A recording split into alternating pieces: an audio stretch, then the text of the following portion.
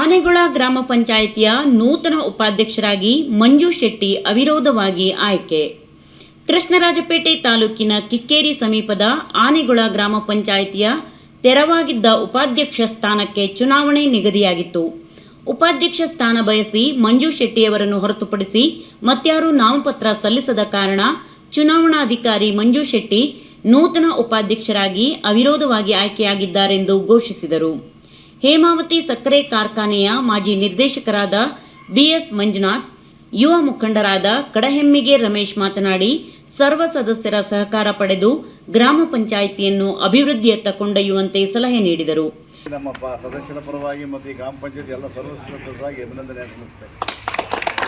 ಈ ಅವಧಿಯಲ್ಲಿ ಅವರು ತಮ್ಮ ಆಡಳಿತವನ್ನು ಉತ್ತಮವಾಗಿ ನಡೆಸಿಕೊಂಡು ಎಲ್ಲರೂ ಕೂಡ ಸಹಬಾಳ್ವೆಯಿಂದ ನಡೆಸಿಕೊಂಡು ಕಾರ್ಯಕರ್ತರಾಗಿದ್ದಾರೆ ಅಂತಕ್ಕಂಥ ನಾನು ಆಶೆಯನ್ನು ವ್ಯಕ್ತಪಡಿಸ್ತಾ ದೇವರವರಿಗೆ ಒಳ್ಳೆಯ ಆರೋಗ್ಯ, ಐಶ್ವರ್ಯ, ಆರೋಗ್ಯವನ್ನು ಕೊಡಲಿ ಅಂತಕ್ಕಂಥ ಮಾಧ್ಯಮ ಮುಖ ಹೇಳ್ತೀನಿ. ಹಾಗೂ ಸಭೆಯಲ್ಲಿ ಭಾಗವಹಿಸಿರ್ತಕ್ಕಂಥ ಶಿವಕುಮಾರ್ ಅವರು, ದಾನಶೇಖರ್ ಅವರು ಹಾಗೂ ಹಿರಿಯರ ನಮ್ಮ ಸ್ವಾಮಿಯವರ ದತ್ತರಳ್ಳಿ ಹಾಗೂ ಅಧ್ಯಕ್ಷರು ಎಲ್ಲ ಗ್ರಾಮ ಪಂಚಾಯತ್ ಸದಸ್ಯರು ಕೂಡ ಇದ್ದಾರೆ.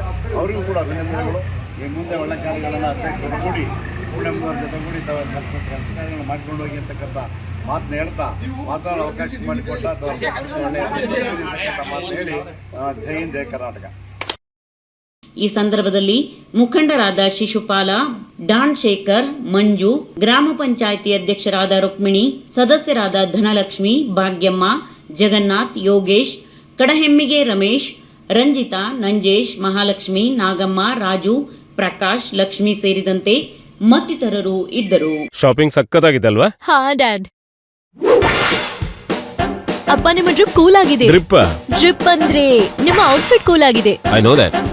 ಮತ್ತೆ ಇದು this is great dad, but right now this is my vibe. Vibe ಅಂದ್ರೆ ಮೈ ಟೈಪ್, ಲೈಕ್ ದಿಸ್.